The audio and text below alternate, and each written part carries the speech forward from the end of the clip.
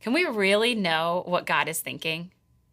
Have you ever thought about that before? Like, have you ever felt like God is just unknowable? Or if we only knew what God was thinking and how he works in our world, then maybe we could figure it all out too?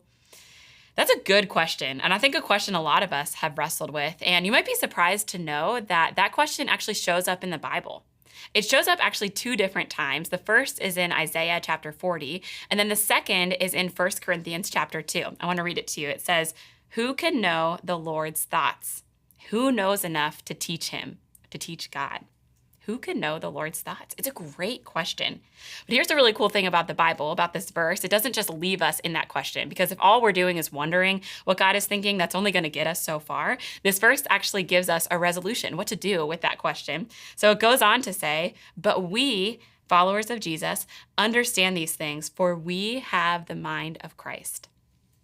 We have the mind of Christ. That is a crazy truth if you really stop to think about it. And I would encourage you, even right now, stop and think about that. Take just 10 seconds, pause this and think, what does it mean to have the mind of Christ?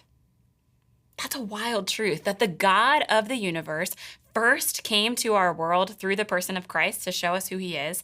And then through the person of Christ and the Holy Spirit, this form of God that lives in us, our minds can be transformed to be like his. That we actually can know his thoughts, and not just know his thoughts, but be transformed by God's thoughts, by his truth in our lives.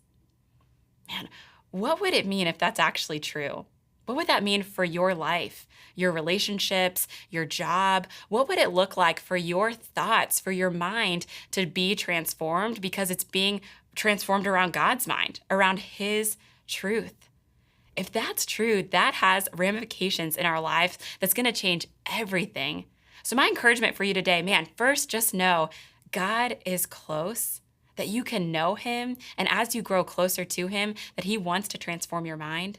And then second, just know that has the power to change and shape real things in your life.